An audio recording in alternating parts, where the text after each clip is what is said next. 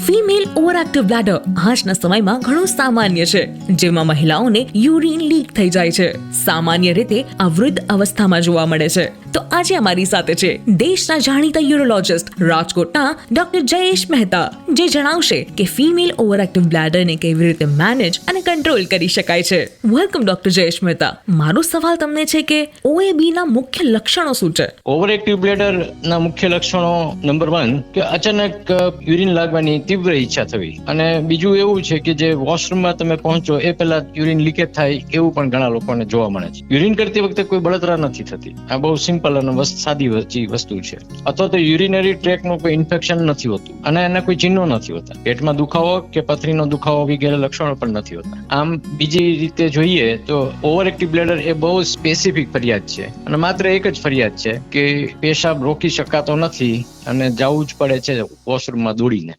મારો સવાલ તમને છે કે ઓવરએક્ટિવ બ્લેડર OAB શું છે અને તે સ્ત્રીઓમાં કેવી રીતે અલગ રીતે હાજર છે? ઓવરએક્ટિવ બ્લેડર એટલે કે યુરિન કરવા અથવા તો વોશરૂમ જવાની રહેવાય નહીં તેવી અચાનક અત્યંત ઈચ્છા થવી અથવા તો યુરિન લીક થઈ જવું. લેડીઝમાં આ તકલીફનું પ્રમાણ જેન્ટ્સ કરતા 1.5 થી 2 ગણું હોય છે. સ્ત્રીઓમાં યુરિન લીક થવાના મુખ્ય 3 કારણો હોય છે, જેમ કે OAB એટલે કે ઓવરએક્ટિવ બ્લેડર, અથવા સ્ટ્રેસ યુરિન લીકેજ, અથવા તો મિક્સ્ડ યુરિનરી ઇન્કન્ટિનન્સ. આમ અચાનક યુરિન કરવાની જે ઈચ્છા થાય અને રોકી ન શકો એને ડોક્ટરની ભાષામાં ઓવરએક્ટિવ બ્લેડર કહે છે. મારો સવાલ તમને છે કે જોખમ પરિબળો શું છે? અચ્છા, ઓવરએક્ટિવ બ્લેડર આમ તમે જો તો રોગ ગણે ન પણ ગણી શકાય, પણ એની માનસિક તકલીફો ઘણી બધી છે. વોશરૂમ નહીં મળે તો શું થશે એ ચિંતા હંમેશા સતાવતી હોય છે.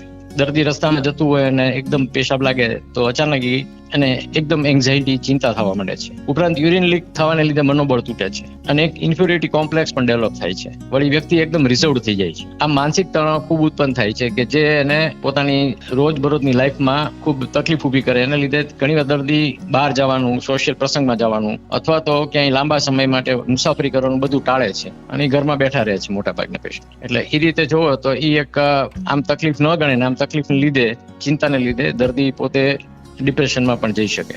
આ એના બધા જોખમી પરિબળો છે. મારો સવાલ તમને છે કે OAB માટે સારવારના વિકલ્પો શું છે? હવે ઓવરએક્ટિવ બ્લેડર છે એ માટેની સારવાર જે છે એ અમારી મેડિકલ ટર્મિનોલોજીમાં કહીએ ને તો there are 4 lines of therapy. પ્રથમ વિકલ્પ એવો છે કે જેમાં પેશન્ટને બધી વસ્તુઓ પોતાને સમજાવવામાં આવે છે, કે જેમ કે બ્લેડર ટ્રેનિંગ એનો આખો પ્રોગ્રામ હોય છે, પછી pelvic floor exercise, Kegel exercise, પછી વેઇટ રિડક્શન અને પાણી સામાન્ય માત્રામાં પીવું, બહુ પાણી ન પીવું. આવા બધા પ્રિવેન્ટિવ મેઝર્સ કહીએ ને એ જો દર્દી કરે તો લગભગ 35 થી 40% દર્દીઓને રાહત થઈ જાય છે. કોઈ દવાની જરૂર નથી પડતી. એ સિવાય જયારે આ બધી વસ્તુ કર્યા પછી પણ જયારે તકલીફ ચાલુ રહે તો અમે સેકન્ડ લાઇન થેરાપીમાં દવાઓ આપીએ છીએ, જેમ કે મિરાબેગ્રોન કરીને છે, જે બહુ અત્યારે જાણીતી દવા છે. અને બીજી દવામાં ડેરીફેનાસિન, સોલિફેનાસિન વગેરે એન્ટીમસ્ક્યુલરિક દવા હોય છે, જે દરેક દર્દીના ચિહ્નો પ્રમાણે આપવામાં આવે છે. પછી એડવાન્સ થેરાપીમાં TBL nerve stimulation, botox therapy અને બહુ જ ભાગ્યે જ જરૂર પડે તો બ્લેડરની સર્જરી કરવાની હોય છે. આમાં 4 પ્રકારની લાઇન થેરાપીઓ છે જુદી જુદી, અને દરેક દર્દીને સૌથી પહેલા કન્ઝર્વેટિવ એટલે પ્રિવેન્ટિવ મેઝર્સ માટે સારવાર માટેનો અમારો સૌથી પહેલો અભિગમ હોય છે. મારો સવાલ તમને છે કે OAB નું કારણ શું છે? ઓવરએક્ટિવ બ્લેડર એ એક એજિંગ ડિસીઝ ગણાય, એટલે કે જે ઉંમરને સાથે વધવાની સાથે થતો રોગ છે. એમાં એપિડેમિયોલોજીકલી ઘણા સ્ટડીએ છે જેમાં એવું જોવા મળ્યું છે કે 40 વર્ષ પછી લેડીઝમાં અને 50 વર્ષ પછી પુરુષોમાં ઓવરએક્ટિવ બ્લેડર કોમન હોય છે, અને 70 થી 80 વર્ષે લગભગ 40 થી 42% લોકોને આવી તકલીફો થતી હોય છે. આ રીતે તમે જુઓ તો ઓવરએક્ટિવ બ્લેડરનું મુખ્ય કારણ એજિંગ છે. અચ્છા, હવે લેડીઝમાં એક બીજું પણ છે કે પ્રેગ્નન્સી, પછી વજાઇનલ ડિલિવરીઝ અને મેનોપોઝ. આ 3 કારણોના લીધે એમના પેલ્વિક ફ્લોર મસલમાં નબળાઈ આવી જવાને લીધે સ્ટ્રેસ લીકેજ થતું હોય છે, અને ઘણીવાર સ્ટ્રેસ લીકેજની સાથે ઓવરએક્ટિવ બ્લેડરના પણ ચિહ્નો આવી જાય છે. એટલે લેડીઝમાં આ બીજા એડિશનલ કારણો છે. મારો સવાલ તમને છે કે ઓવરએક્ટિવ બ્લેડર OAB શું છે અને તે સ્ત્રીઓમાં કેવી રીતે અલગ રીતે હાજર છે?